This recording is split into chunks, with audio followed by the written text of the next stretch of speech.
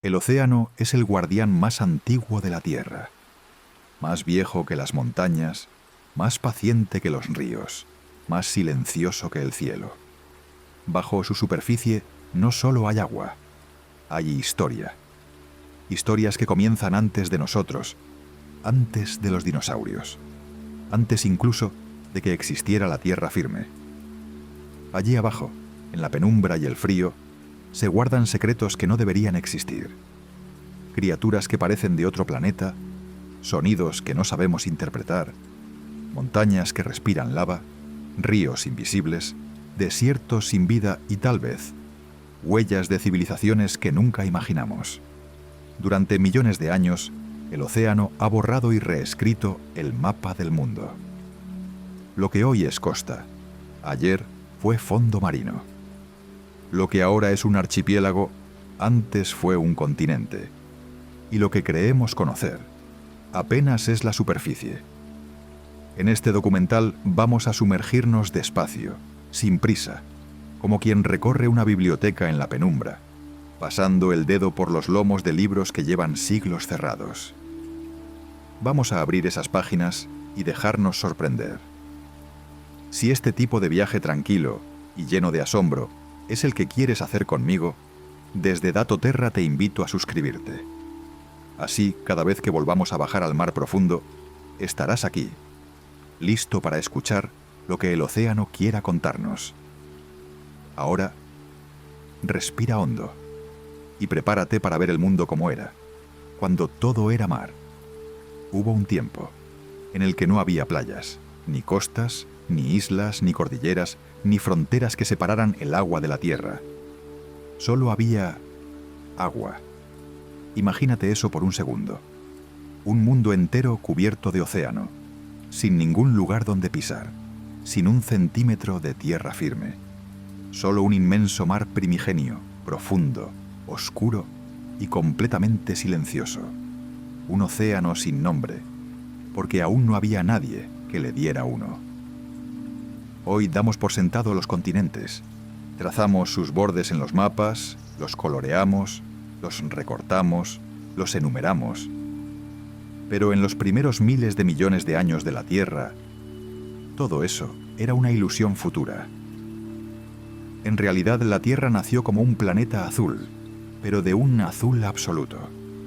Y lo que pasó después es más extraño y más misterioso de lo que solemos imaginar. Pero comencemos desde el principio, o lo más cerca al principio que podemos llegar. Cuando la Tierra aún era joven y brutal. Durante los primeros cientos de millones de años tras su formación, una etapa que los geólogos llaman el Eón Ádico, en honor al inframundo griego, nuestro planeta era un infierno. Literalmente.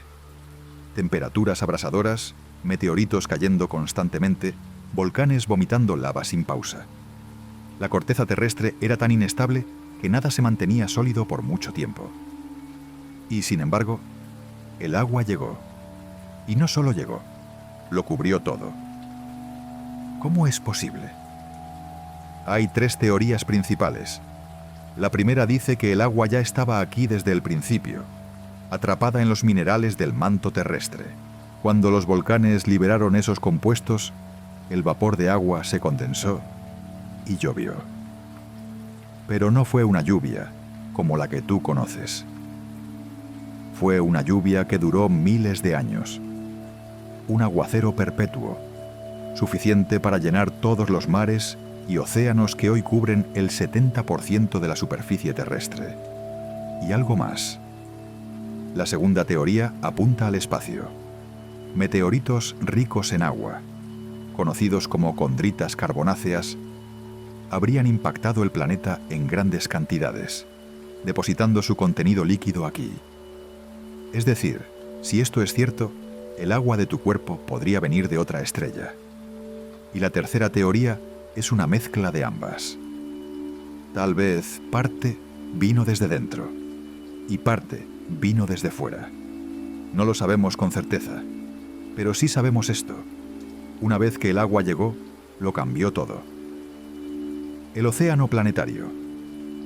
Los geólogos creen que en algún punto durante el Eón arcaico, hace unos 4.000 millones de años, la Tierra se cubrió completamente de agua. Ni siquiera existían aún los continentes como los conocemos. Esto no era el Océano Atlántico o el Pacífico. No era el mar Mediterráneo ni el Índico. Era un solo océano, total, global, un mar sin orillas, y en él la vida pudo comenzar. Las primeras moléculas autorreplicantes, los primeros experimentos de la química que luego sería biología, surgieron en ese caldo primitivo, caliente y lleno de minerales. En respiraderos hidrotermales o sobre cristales submarinos, según distintas teorías. Pero es aquí donde las cosas se vuelven más extrañas. Porque si la Tierra estaba cubierta por completo de agua, ¿cómo aparecieron los continentes? La lenta aparición de la tierra firme. Imagínate una burbuja subiendo en un líquido espeso. Así, de alguna manera, emergieron las primeras islas protocontinentales. Se formaron por acumulación de material más liviano, que flotaba sobre el manto fundido. Pero no fue un evento único ni rápido. Fue un proceso de cientos de millones de años. Y durante todo ese tiempo, la vida siguió bajo el agua, sin luz solar directa, sin oxígeno atmosférico, solo con lo que ofrecía el océano. Es decir, durante los primeros 3.000 millones de años, la vida fue puramente marina. Los océanos eran no solo el escenario, sino también el motor de toda evolución. Y aún hoy, los registros más antiguos que tenemos de formas de vida, los estromatolitos, nos cuentan esa historia desde piedras que alguna vez fueron corales bacterianos. El mar que no se fue hoy, miramos un mapa y vemos 7 continentes separados por grandes cuerpos de agua. Pero si pudieras extraer toda el agua de la Tierra, si la vaciaras por completo, verías que los océanos no son interrupciones entre masas de tierra. Son depresiones en una única superficie continua. En otras palabras, la Tierra sigue siendo un planeta de agua, solo que ahora algunas partes sobresalen. Y esto tiene implicaciones más profundas de lo que parecen. Porque esa agua antigua nunca se ha ido. El agua que hay en tu vaso, en tus células, en tu aliento, es la misma agua que cayó en forma de lluvia hace 3.000 millones de años. Piensa en eso por un momento. No hay agua nueva, solo ciclos infinitos. Y cada gota, recuerda. Pero hay una pregunta que rara vez nos hacemos. Si el agua estuvo aquí primero, si fue el primer escenario, el primer actor, el primer testigo, ¿qué más vio el océano antes de que nosotros llegáramos? Porque aquí viene el verdadero misterio. La geología nos habla de placas tectónicas, de montañas que emergen, de océanos que se expanden y se reducen. Pero también nos habla de tierras que desaparecieron, de continentes sumergidos, de estructuras que hoy están bajo el mar, y no sabemos por qué. En los próximos capítulos vamos a sumergirnos en eso, porque el océano recuerda, pero no siempre quiere contarlo. Antes de que existieran los dinosaurios, antes incluso de los peces, de las plantas o de los primeros insectos, hubo un mundo bajo el agua donde la vida parecía sacada de un mal sueño o de una imaginación demasiado libre. Porque lo que habitaba los océanos del Eón proterozoico y del Cámbrico no se parece a nada que puedas encontrar hoy. Ni siquiera a nada que puedas imaginar con facilidad. Si pudieras bucear en aquellas aguas, no reconocerías forma alguna familiar. No verías ojos, ni esqueletos, ni simetrías evidentes, solo cuerpos blandos, planos, en espiral o extendidos como hojas. Criaturas sin rostro, sin dirección, sin arriba ni abajo. Y sin embargo, ellas estaban vivas y nos miraban. Los primeros pasos hacia algo parecido a la vida, retrocedamos al Eón proterozoico. Hace más de 1.000 millones de años, los océanos eran vastos, cálidos y poco oxigenados. La vida, aún en su etapa bacteriana, comenzaba a experimentar con la multicelularidad. Y luego, en un rincón del tiempo que los científicos llaman el período ediacárico, algo nuevo emergió: los primeros organismos grandes. Pero grandes en comparación con las bacterias, porque estas criaturas no medían micrómetros, sino centímetros, incluso metros. Los fósiles de Dickinsonia, por ejemplo, muestran una especie de almohadilla ovalada con líneas radiales. No tenía ojos, ni boca, ni intestino, solo un cuerpo segmentado, plano y silenciosamente vivo. ¿Era un animal? ¿Un hongo? ¿Una forma de vida hoy extinta sin descendientes? La respuesta más honesta es: no lo sabemos. Y quizás nunca lo sepamos. Lo que sí sabemos es que la vida estaba experimentando. Era un laboratorio submarino de formas, tejidos, estrategias, y entonces llegó el gran estallido, el Cámbrico, una explosión sin fuego. Hace 540 millones de años algo sucedió. La vida, de pronto, se volvió extraña, rápidamente diversa, visualmente absurda y completamente inesperada. Este evento se conoce como la explosión cámbrica, aunque no fue una explosión real. No hubo una gran catástrofe, ni un impacto, ni un incendio. Solo una multiplicación sin precedentes de formas de vida complejas. Como si el océano hubiese decidido, de un día para otro, mostrar todo su catálogo posible. Esqueletos duros, conchas, patas articuladas, antenas, aparatos digestivos, ojos compuestos, pinzas, y en medio de todo eso, criaturas imposibles. Anomalocaris, el depredador que no sabías que existía.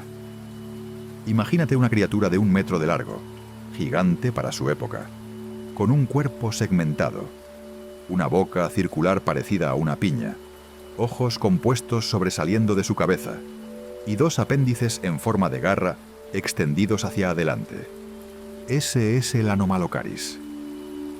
Y por mucho tiempo, ni siquiera supimos que era un solo animal. Durante décadas, los paleontólogos pensaban que su boca era una medusa, que sus garras eran otra criatura, que su cuerpo era parte de un gusano. Solo con el tiempo, y con paciencia, pudimos armarlo como un rompecabezas. Un rompecabezas de algo que parecía no tener sentido. Pero eso era el Cámbrico, un desfile de formas sin patrón. Ayucigenia, el bicho al revés, y luego está Ayucigenia, un animal tan raro que lo dibujamos al revés durante años. Cuando se encontró por primera vez, sus espinas largas se confundieron con patas. Lo colocamos cabeza abajo. Literalmente. Después descubrimos que las espinas eran defensas, que las patas verdaderas estaban del otro lado, que su cabeza era minúscula y apenas distinguible, y que tenía en el extremo una sonrisa de garras, un círculo de dientes que no parecen de este planeta. Opavinia, ojos de sobra y una trompa mecánica. Y si Ayucigenia te parece extraño, espera a conocer a Lopavinia. Tenía 5 ojos, 5, y una trompa larga y articulada que terminaba en una garra, como un brazo robótico con un ojo por supervisor. Si esto suena como el diseño de una criatura alienígena de ciencia ficción, es porque lo parece, y sin embargo existió, vivió, cazó y nadó. Aquí, en los mismos océanos que hoy descansan sobre las costas que conocemos. ¿Por qué eran tan raras estas criaturas? Buena pregunta. Y no hay una respuesta única. Una teoría sugiere que en esa etapa temprana de la vida compleja, la evolución aún no había encontrado límites. Las reglas anatómicas no estaban del todo escritas. La selección natural aún no había filtrado qué formas eran más eficientes y cuáles simplemente eran. Otra posibilidad es que la competencia era más baja. Al no haber muchos depredadores o nichos saturados, las formas de vida podían diversificarse de maneras que hoy no serían sostenibles. Lo que sí sabemos es esto: El Cámbrico fue una época de pura creatividad biológica, de exploración sin mapa, de organismos que vivieron y luego desaparecieron para siempre. Muchos de ellos no dejaron descendencia. Fueron ramas enteras del árbol de la vida, que se rompieron. El mundo que no heredamos. Cuando miramos al pasado, solemos pensar en evolución como una línea recta, de lo simple a lo complejo, de lo acuático a lo terrestre, de lo primitivo a lo humano. Pero eso no es del todo cierto. La historia de la vida en la Tierra es un bosque, un entramado de caminos paralelos, y muchos de esos caminos están perdidos bajo el mar. El 99% de todas las especies que han existido ya no están aquí. Y de esas, muchas vivieron en los océanos antiguos. ¿Dónde están sus restos? ¿Dónde están sus fósiles? ¿Dónde están sus historias? A veces en una roca olvidada, a veces en una mina en China, a veces en las paredes invisibles de un arrecife que ya no está. Y otras veces simplemente no están. El mar se las tragó, y lo que no quedó registrado puede que nunca se sepa, pero quizás no se fueron del todo, porque en las profundidades actuales aún hay criaturas que parecen salidas del Cámbrico, peces sin mandíbula, gusanos con mandíbulas de cristal, medusas sin edad. Y cada tanto, una nueva especie aparece desde una grieta marina para recordarnos esto. El océano sigue inventando, sigue jugando con formas que no comprendemos, sigue guardando secretos. Y en el próximo capítulo nos sumergiremos en uno de los más perturbadores, cuando el océano se volvió fuego. Es difícil imaginarlo. Un océano sin olas tranquilas, sin corrientes frescas, sin vida, solo agua, hirviendo. Y sin embargo no estamos hablando de un lago volcánico o de una piscina termal en Islandia. Estamos hablando de océanos enteros. Océanos que en distintos momentos de la historia de la Tierra se calentaron hasta convertirse en calderas letales.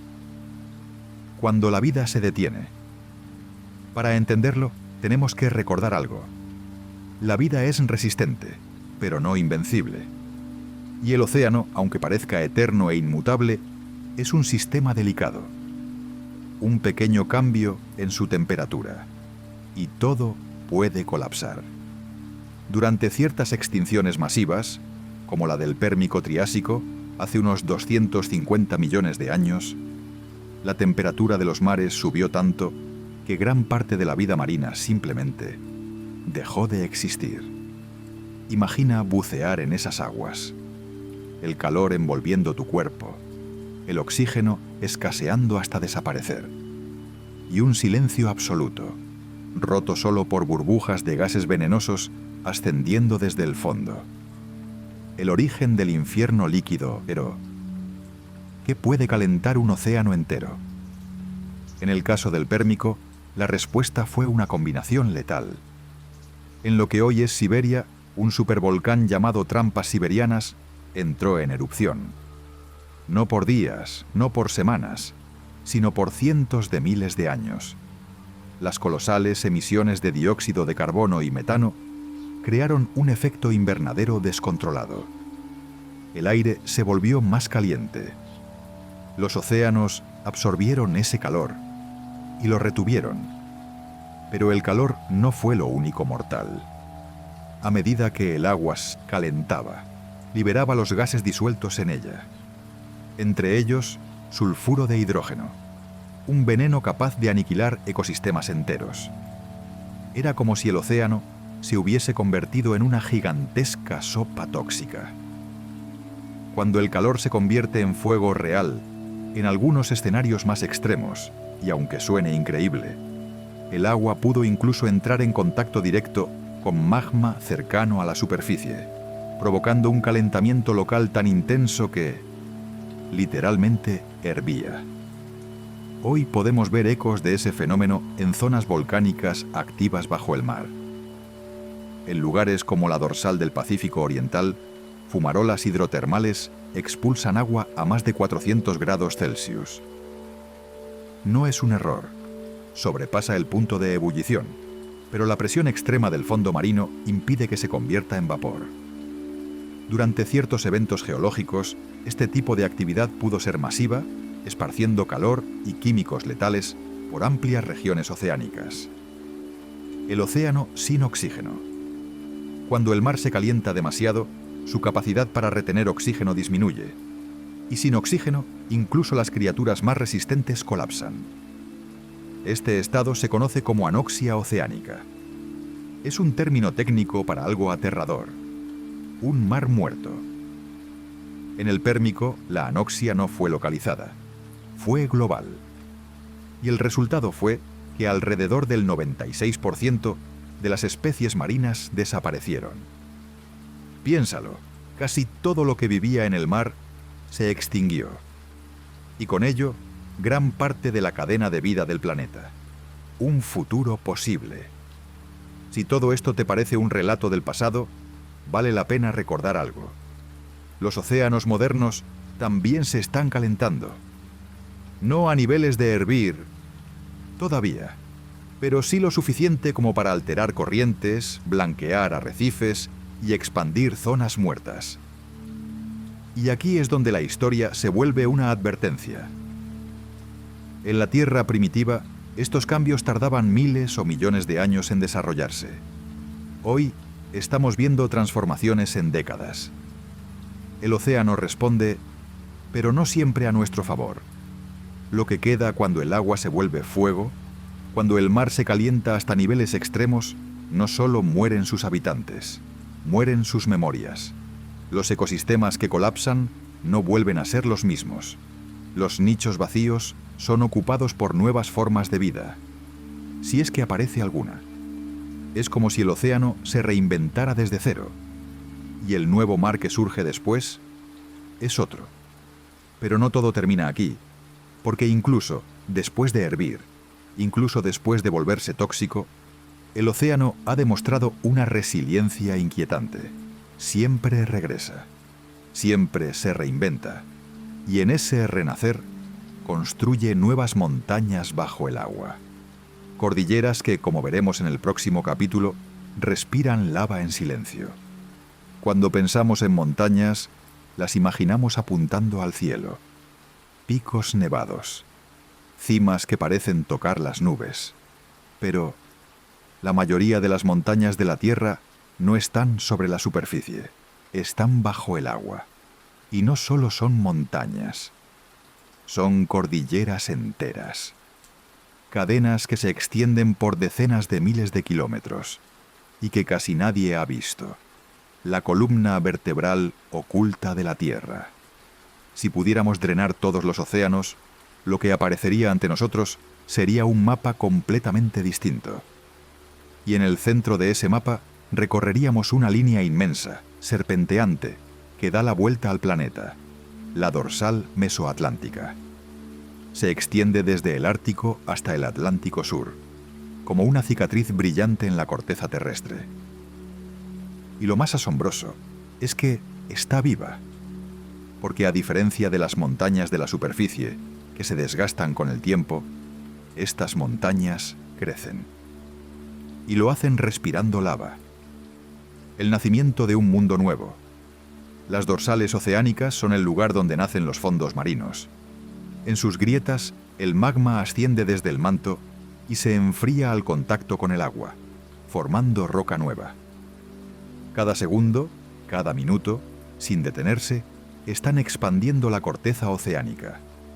Es un proceso lento para nosotros, pero imparable a escala geológica.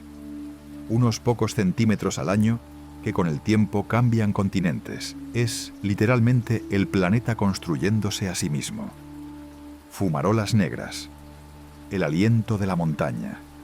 En muchos puntos de estas dorsales, el calor es tan intenso que el agua que penetra en las grietas se sobrecalienta, absorbiendo minerales y emergiendo en chorros oscuros. Fumarolas hidrotermales. A simple vista parecen columnas de humo negro elevándose en la oscuridad, pero en realidad son agua cargada de sulfuro metálico, hierro, manganeso y otros elementos. Lo fascinante es que alrededor de estas fumarolas, la vida prospera. No depende de la luz del sol, sino de la quimiosíntesis, bacterias que extraen energía de compuestos químicos y que alimentan comunidades enteras. Cangrejos blancos, gusanos gigantes, mejillones enormes, todos viviendo en un ecosistema que, si lo miras bien, parece un planeta alienígena. Montañas que se mueven. Aunque pensemos que una montaña es algo fijo, estas no lo son. Las dorsales se desplazan con el movimiento de las placas tectónicas. Algunas partes se elevan, otras se hunden, y el relieve cambia constantemente. Es un recordatorio de que, bajo el agua, el mundo está en movimiento continuo. Mientras en la superficie todo parece estable, en las profundidades hay un pulso constante, un latido geológico. El abismo y su misterio.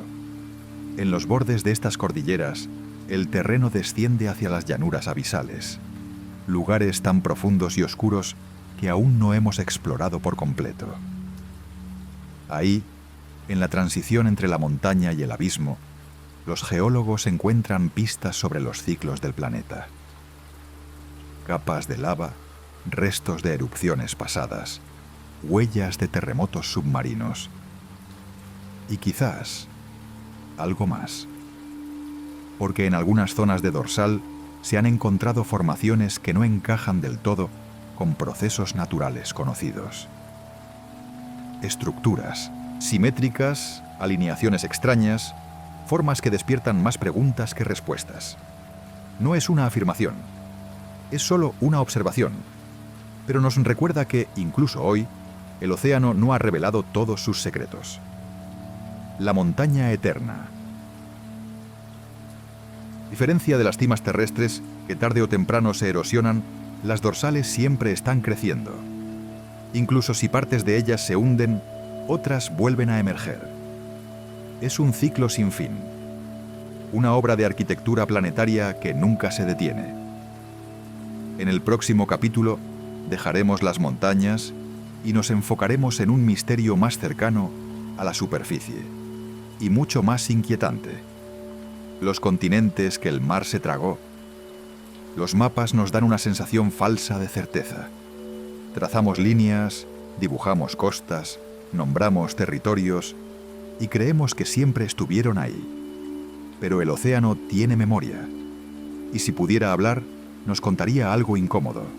Los mapas cambian, siempre han cambiado, y seguirán cambiando. Porque a lo largo de la historia de la Tierra, enteros continentes han desaparecido bajo el mar. Algunos son leyendas, otros son realidades geológicas, y algunos están en esa zona difusa donde no sabemos si creer o dudar. Cuando la Tierra no es eterna, pensamos en los continentes como anclas fijas, pero en realidad flotan sobre el manto, como gigantescas balsas de roca. Se mueven, se fragmentan, colisionan y a veces se hunden. A lo largo de cientos de millones de años, este baile tectónico ha creado y destruido más de un supercontinente. Pangea, Rodinia, Gondwana, todos existieron, todos se desmoronaron. Y cada vez que una masa de tierra se fragmenta, algunos pedazos acaban en el fondo del mar. Zelandia, el continente fantasma. Durante mucho tiempo, lo que hoy conocemos como Nueva Zelanda se consideró un grupo de islas aisladas en medio del Pacífico. Pero estudios recientes revelaron algo extraordinario. Esas islas son la parte visible de un continente sumergido. Zelandia cubre casi 5 millones de kilómetros cuadrados. El 94% de su superficie está bajo el agua. No se hundió en un solo evento catastrófico. Fue un proceso lento, ligado a la separación de Australia y la apertura del mar de Tasmania. Pero el resultado es claro. Hoy, Zelandia está casi completamente oculta. Sundaland, la tierra que se volvió archipiélago. En el sudeste asiático, bajo las aguas poco profundas que rodean Indonesia y Malasia, yace otro continente parcial. Durante la última glaciación, hace unos 20.000 años, gran parte de esa región era tierra firme. La gente caminaba desde lo que hoy es Tailandia hasta Borneo sin tocar agua. Pero cuando los glaciares se derritieron, el nivel del mar subió más de 100 metros, y lo que era un extenso continente se convirtió en miles de islas. Lemuria. Entre mito y geología, en el siglo XIX, algunos científicos propusieron que los lémures, pequeños primates de Madagascar y el sur de India, podían haber compartido un mismo territorio en el pasado. Para explicar su distribución, imaginaron un continente perdido, Lemuria. Hoy sabemos que la deriva continental y las migraciones de especies ofrecen explicaciones más sólidas. Pero lo interesante es que, aunque Lemuria como tal probablemente nunca existió, sí hay microcontinentes sumergidos en esa región. Fragmentos de corteza continental que cuentan historias olvidadas. Atlántida, la sombra que persiste. Y luego está el nombre que todos conocemos, Atlántida. Platón la describió como una poderosa civilización que se hundió en un solo día y noche de desgracia. Muchos la consideran un mito, otros buscan su ubicación obsesivamente. Desde el estrecho de Gibraltar hasta el Caribe, pasando por la Antártida, las teorías abundan. La mayoría carecen de evidencia concluyente, pero hay algo que siempre alimenta la duda. Porque la idea de que una civilización entera pueda ser borrada por el mar no es imposible. Solo basta con que la geología y el clima se alineen en un momento catastrófico. El mar como guardián. Cuando la tierra desaparece bajo el océano, no es fácil recuperarla. Las corrientes cubren las ruinas con sedimento. La presión y la oscuridad borran los rastros. Lo que queda fuera de nuestro alcance. Por eso, muchos de estos continentes perdidos son como fantasmas. Sabemos que están ahí, pero no podemos verlos con claridad. En el próximo capítulo no miraremos mapas, sino escucharemos. Porque a veces el océano no guarda silencio. A veces habla. Y lo que dice no siempre tiene explicación. El océano es, por naturaleza, un lugar silencioso para nosotros. Pero eso no significa que esté en silencio. Bajo la superficie, el agua transmite el sonido de forma distinta al aire. Más rápido, más lejos, más limpio. Y en ese vasto espacio sonoro ocurren cosas extrañas, cosas que a veces nadie sabe explicar. Porque en las últimas décadas hemos escuchado sonidos que no encajan con nada que conozcamos. El bloop, un rugido en el Pacífico Sur. En el verano de 1997, hidrófonos de la NOAA, la Administración Nacional Oceánica y Atmosférica de Estados Unidos, captaron un sonido colosal en el Pacífico Sur. Duró menos de un minuto, pero fue tan fuerte que se registró a más de 5.000 kilómetros de distancia. Era un sonido profundo, ascendente, casi como un rugido grave que crecía hasta apagarse. Los científicos lo llamaron el bloop. Durante años se especuló que podía ser el canto de una criatura marina gigantesca, algo mucho mayor que una ballena azul. Con el tiempo, la explicación más aceptada fue que se trataba del quiebre de un gran bloque de hielo antártico. Pero incluso así, algo inquieta. Su perfil sonoro se parecía demasiado al de un animal. Slow Down, el eco que descendía. En mayo de 1997, otro sonido misterioso fue captado. Un tono largo que se iba volviendo más grave, como si algo masivo se estuviera ralentizando. Se le llamó Slow Down. La explicación oficial sugiere que fue causado por el roce de un iceberg arrastrándose sobre el fondo marino. Pero la sensación que transmite es la de algo vivo que se detiene. Upsweep, campanas de otro mundo. Desde 1991, hidrófonos en el Pacífico detectan un patrón repetitivo. Un tono ascendente que se repite en distintas épocas del año, especialmente en primavera y otoño. Lo llamaron upsweep. Nadie sabe con certeza qué lo produce. Podría ser actividad volcánica submarina o algo más. Pero lo inquietante es que persiste, década tras década. Julia, Rain y otros nombres extraños. Julia fue un sonido registrado en marzo de 1999. Duró cerca de 15 segundos y fue tan potente que saturó los instrumentos.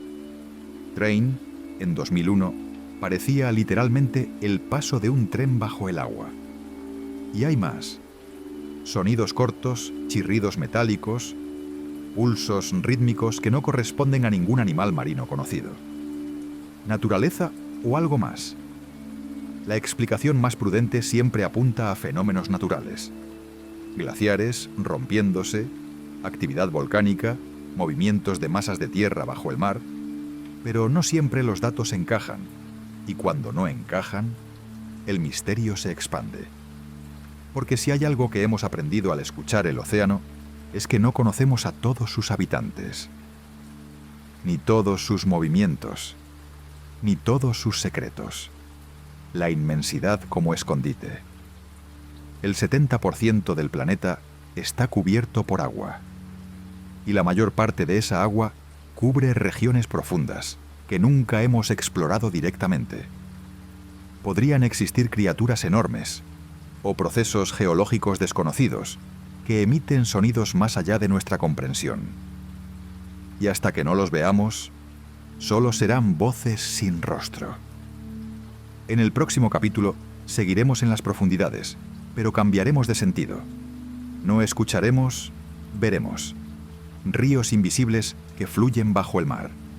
Imagina nadar en mar abierto y de pronto encontrarte con un río, bajo el agua. Suena imposible, pero existe. Corrientes de agua dulce que serpentean sobre el fondo marino, con orillas, canales y hasta remolinos. Ríos invisibles desde la superficie, pero tan reales que, si estuvieras allí, podrías seguir su cauce como si caminaras junto a cualquier río en tierra. La paradoja del río submarino. Para entenderlo hay que recordar algo. No toda el agua es igual. El agua dulce y el agua salada tienen densidades distintas. Cuando grandes volúmenes de agua dulce se filtran desde tierra firme hacia el mar, viajan bajo la superficie salada, como una corriente independiente. La diferencia de densidad mantiene las masas de agua separadas, y eso crea la ilusión de un río dentro del océano. El cenote angelita, el río que flota en la oscuridad. En la península de Yucatán, México, hay un lugar donde esto se ve de forma sobrecogedora. El cenote angelita parece a simple vista un lago subterráneo normal. Pero a 30 metros de profundidad te encuentras con algo inesperado. Una espesa nube de sulfuro de hidrógeno que forma una capa densa, y debajo de ella, un río. Sumergirte allí es como pasar del día a la noche. Bajo esa capa, la visibilidad es casi nula, y las ramas de árboles caídos parecen emerger de un mundo paralelo. El río submarino más largo conocido. En el Golfo de México, en la costa de México y Estados Unidos, investigadores encontraron algo aún más impresionante. Un río submarino de más de 1 kilómetro de longitud, con meandros, cascadas y bancos. Este río fluye a través de un cañón submarino, alimentado por aguas ricas en sal procedentes de filtraciones naturales. Y lo más fascinante, se comporta como un río terrestre. Tiene corrientes, arrastra sedimentos, erosiona su cauce, la capa que separa dos mundos. Estos ríos existen porque el agua salada más densa actúa como una barrera, permitiendo que la corriente de diferente densidad fluya sin mezclarse de inmediato. El resultado es un paisaje imposible. olas bajo olas, un horizonte líquido bajo otro horizonte líquido. Más que una curiosidad, además de ser un espectáculo visual, estos ríos submarinos tienen un papel ecológico. Transportan nutrientes, influyen en la salinidad local y en algunos casos crean microhábitats para especies únicas. Pero también esconden peligros. Algunos están cargados de compuestos tóxicos, como el sulfuro de hidrógeno, capaces de matar a cualquier organismo que se acerque demasiado. Lo que nos recuerda el océano está lleno de capas, de corrientes invisibles, de estructuras que desafían nuestra idea de cómo debería comportarse el agua. Y si bajo el mar puede existir un río, ¿qué más puede esconder? En el próximo capítulo veremos un ejemplo inquietante. Zonas enteras donde el océano está muerto. Lugares donde no hay vida, ni la habrá. Cuando pensamos en el océano, lo imaginamos lleno de vida. Cardúmenes interminables moviéndose como nubes líquidas. Bosques de algas, arrecifes vibrantes, ballenas cruzando rutas invisibles. Pero no todo el mar es así. Existen regiones vastas donde no hay peces, ni corales, ni plantas, ni siquiera microbios.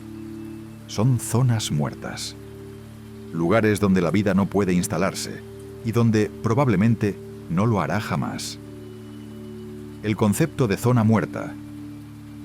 El término técnico es zona hipóxica o anóxica, dependiendo de si aún queda algo de oxígeno o si no queda absolutamente nada. Estas áreas no siempre son profundas. Algunas están a pocos metros de la superficie. Lo que tienen en común es que carecen del elemento esencial para la vida marina: oxígeno disuelto en el agua. Sin oxígeno, ni los peces ni la mayoría de las bacterias pueden sobrevivir. Es como si fuera un desierto invisible bajo el mar. ¿Cómo se forma un mar sin aliento? Hay varias formas en las que una zona muerta puede crearse, pero una de las más comunes es la acumulación excesiva de nutrientes. En tierra firme, esto suena bien. Más nutrientes significan más fertilidad. En el mar puede ser un desastre. Cuando ríos cargados de fertilizantes, residuos orgánicos y contaminantes llegan al océano, desencadenan un crecimiento explosivo de algas microscópicas. A esto se le llama floración algal. Al principio parece algo positivo: más algas, más alimento para la cadena trófica. Pero cuando esas algas mueren y se hunden, las bacterias que las descomponen consumen enormes cantidades de oxígeno. El resultado es una franja de mar asfixiado. Ejemplos actuales y extremos. La zona muerta del Golfo de México es una de las más famosas. Cada verano, las corrientes del río Mississippi llevan una marea de nutrientes agrícolas desde el corazón de Estados Unidos hasta el mar.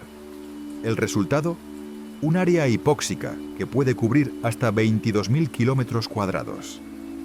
Es como si un país entero desapareciera bajo una sábana de agua estéril.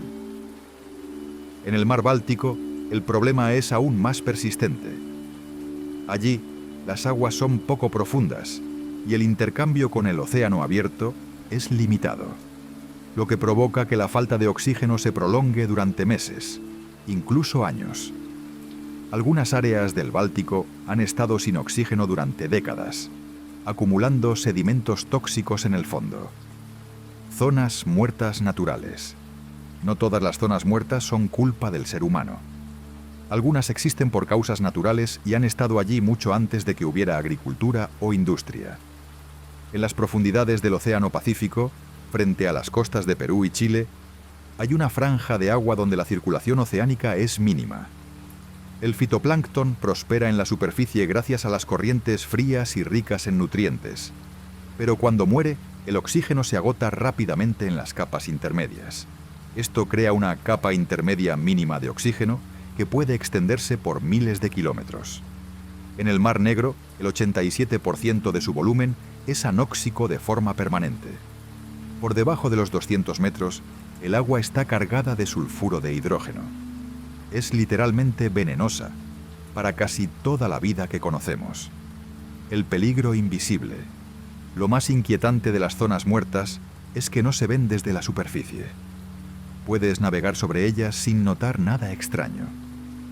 El mar puede estar calmo, azul, incluso hermoso. Pero debajo es un desierto líquido. Los peces y mamíferos marinos las evitan, lo que altera las rutas migratorias y colapsa pesquerías enteras. Las criaturas que no logran escapar simplemente mueren. El impacto en la historia de la Tierra. Las zonas muertas no solo son un fenómeno moderno. Se cree que grandes episodios de anoxia oceánica han ocurrido en el pasado y han sido responsables de extinciones masivas. Durante el evento del Pérmico-Triásico, por ejemplo, la falta de oxígeno en los océanos fue tan severa que desapareció casi toda la vida marina. En los registros fósiles se observa un cambio abrupto. Capas negras de sedimento rico en materia orgánica, depositadas en aguas sin vida. Esas capas son cicatrices geológicas. Pruebas de que el océano, en su peor estado, puede convertirse en un sepulcro planetario. Un futuro inquietante. Hoy, el cambio climático y la actividad humana están expandiendo las zonas muertas a un ritmo alarmante. A medida que el océano se calienta, retiene menos oxígeno. Si a eso sumamos la contaminación por nutrientes y la sobrepesca, tenemos una receta para un mar cada vez más fragmentado. Regiones fértiles junto a regiones inhóspitas. Los científicos advierten que si esta tendencia continúa, podríamos ver una disminución significativa en la biodiversidad marina global, no en siglos, sino en décadas. Un mar que no revive. Lo más perturbador es que algunas zonas muertas parecen irreversibles a escala humana. Incluso si se detiene la fuente de contaminación, la recuperación puede tardar siglos. El sedimento del fondo, cargado de compuestos tóxicos, sigue liberándolos lentamente, impidiendo que el oxígeno vuelva a niveles normales. Es como si el mar mismo recordara la herida y no quisiera sanarla. Entre la vida y la nada, la existencia de estas áreas nos obliga a replantear nuestra imagen romántica del océano. No todo el mar es un refugio para la vida. Hay lugares donde el agua es solo agua, sin ecosistemas, sin latidos, sin futuro. Y tal vez esto siempre haya sido así. Tal vez el océano, desde su origen, haya guardado espacios vacíos, como silencios en una sinfonía, recordándonos que la vida no está garantizada en ninguna parte. Es una pregunta que suena casi prohibida. No porque sea imposible de responder, sino porque desafía nuestra idea de la historia. Siempre hemos pensado que la humanidad, o cualquier civilización avanzada, es reciente, que nuestra historia comienza hace unos pocos miles de años, cuando inventamos la escritura. Pero, ¿y si no fuera así? ¿Y si, en un pasado tan remoto, que apenas podemos imaginar, hubo civilizaciones que existieron antes de que ciertas tierras fueran tragadas por el mar? El océano como borrador de la historia. La mayoría de las evidencias arqueológicas que tenemos provienen de tierra firme. Ciudades, herramientas, tumbas, todas preservadas donde el mar no ha llegado. Pero la Tierra no siempre tuvo las costas actuales.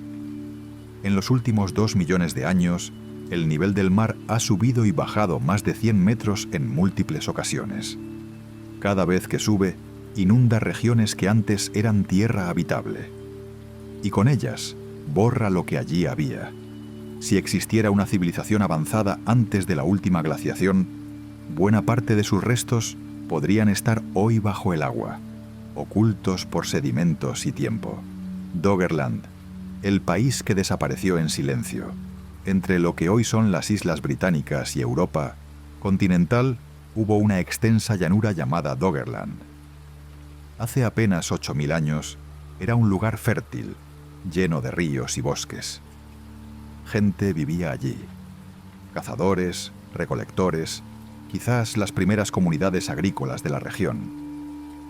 Pero con el fin de la glaciación, el Mar del Norte subió lentamente y Doggerland se convirtió en lo que es hoy, un fondo marino frío y arenoso. Lo que antes eran colinas y valles, hoy son bancos de pesca. Y aunque hemos encontrado herramientas de piedra y restos de huesos, gran parte de su historia sigue bajo el agua. Yonaguni, la escalera de piedra bajo el mar.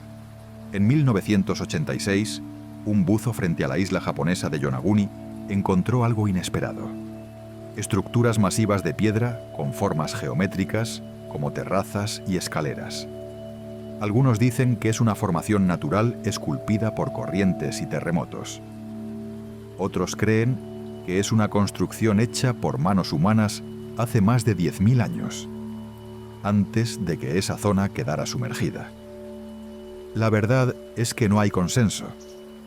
Lo que sí es cierto es que la forma y disposición de las piedras parecen, a simple vista, demasiado precisas para ser completamente naturales. Y ese, parece, es suficiente para alimentar la duda. La leyenda de Kumari Kandam. En el sur de India, una tradición antigua habla de un continente perdido llamado Kumari Kandam, hogar de una civilización avanzada que desapareció bajo el Océano Índico.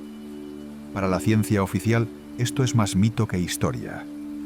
Pero curiosamente, estudios geológicos han revelado plataformas continentales sumergidas en esa zona, con evidencia de que estuvieron sobre el nivel del mar durante periodos glaciares. ¿Casualidad? Tal vez. ¿Evidencia? Todavía no. Pero es una coincidencia que llama la atención. Civilizaciones sumergidas del Mediterráneo. El Mediterráneo también guarda sus secretos. En las costas de Malta, yacimientos como los templos de Gantija y estructuras submarinas cercanas plantean preguntas sobre su antigüedad real. En Grecia, restos de ciudades como Pavlopetri están sumergidos desde hace miles de años, preservando calles y cimientos bajo la arena. Pavlopetri, descubierta en 1967, tiene más de 5.000 años de antigüedad. No es una civilización antes del mar, pero sí una muestra de cómo el océano puede tragarse un asentamiento en cuestión de siglos y mantenerlo casi intacto. La teoría silúrica. En la ciencia existe una pregunta provocadora conocida como la hipótesis silúrica. Si una civilización avanzada hubiera existido hace millones de años, ¿quedarían rastros reconocibles hoy? La respuesta más probable es que casi no. Edificios, carreteras, metales, todo se degradaría o sería reciclado por la geología. Incluso el plástico, que hoy consideramos casi eterno, podría desaparecer en unos pocos millones de años. Tal vez lo único que quedaría serían cambios químicos en las capas de sedimento, una huella artificial tan sutil que podría confundirse con procesos naturales. El problema de la profundidad. Explorar el fondo marino es difícil y caro. Solo hemos cartografiado con detalle un porcentaje mínimo de él. La mayor parte sigue siendo un mapa borroso, con altimetría aproximada y sin inspección directa. Esto significa que, incluso si hubiera restos de ciudades sumergidas, podrían pasar desapercibidos por siglos, hasta que alguien con la tecnología y la curiosidad correctas se tope con ellos. Entre mito y posibilidad, la historia humana tal como la conocemos tiene huecos. Algunos huecos se explican fácilmente. Falta de registro arqueológico, destrucción por guerras, catástrofes naturales, otros no. Y aunque no hay pruebas sólidas de que haya existido una civilización global antes de la nuestra, tampoco podemos afirmar que el océano no esconda secretos más antiguos de lo que creemos. Porque el mar es un archivista silencioso. Guarda lo que quiere. Y cuando lo devuelve, no siempre nos cuenta toda la historia. El océano siempre ha estado aquí. Nos cuesta imaginar un mundo sin él, pero ¿y si algún día desapareciera? Es una pregunta extraña, casi absurda. El agua de la Tierra parece infinita, eterna. Sin embargo, en la escala de tiempo geológica, nada es para siempre. Ni los continentes, ni los mares, ni siquiera el cielo que vemos. Un planeta sin mares. Si toda el agua del océano se evaporara o se filtrara hacia el manto terrestre, la Tierra se transformaría en algo irreconocible. Las primeras huellas estarían en el clima. Sin océanos que regulen la temperatura, los días serían abrasadores y las noches gélidas. Las lluvias dejarían de existir. Las corrientes de aire se volverían caóticas, arrastrando polvo donde antes había bruma salada. Pero el cambio más impresionante estaría en el paisaje. Montañas que nunca hemos visto.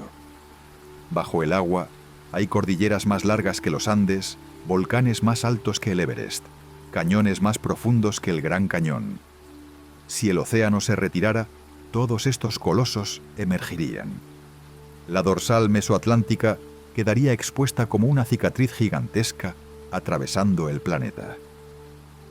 El monte submarino Mauna Kea, en Hawái, mostraría su verdadera altura, más de 10.000 metros desde su base, revelando que es, en realidad, la montaña más alta del mundo. Ciudades y continentes fantasmas. Las plataformas continentales quedarían al descubierto, mostrando costas antiguas y llanuras que una vez fueron fértiles. Zelandia, Doggerland, Sundaland dejarían de ser nombres en mapas científicos y se convertirían en tierras visibles, listas para ser exploradas. Y con ellas aparecerían ruinas. No solo las conocidas, como Pablo Petri o las construcciones de Yonaguni, sino quizás otras que no tenemos idea que existen. Lugares que el mar escondió durante miles, incluso millones de años. Los fósiles que no hemos visto gran parte de la historia de la vida está archivada bajo los sedimentos marinos. Si el agua desapareciera, encontraríamos cementerios fósiles que se remontan a los primeros organismos multicelulares, restos intactos de criaturas del Cámbrico, del Devónico, del Jurásico, incluso restos de especies que no hemos imaginado. Podríamos descubrir depredadores gigantes desconocidos, invertebrados con formas imposibles, y quizá, aunque suene fantasioso, señales de interacciones entre especies que nunca llegamos a conocer. El lado oscuro de la revelación. Pero no todo lo que emergería sería un regalo. Los fondos oceánicos acumulan compuestos químicos tóxicos, metales pesados y gases atrapados durante millones de años. Al quedar expuestos, estos materiales podrían reaccionar con la atmósfera, liberando venenos y alterando el clima. En algunos lugares, el sulfuro de hidrógeno en descomposición crearía nubes mortales. En otros, el metano atrapado en hidratos podría intensificar el efecto invernadero hasta niveles catastróficos. La pérdida de vida. Sin mares, la cadena trófica colapsaría de inmediato. La mayor parte del oxígeno que respiramos hoy proviene de organismos marinos microscópicos como el fitoplancton.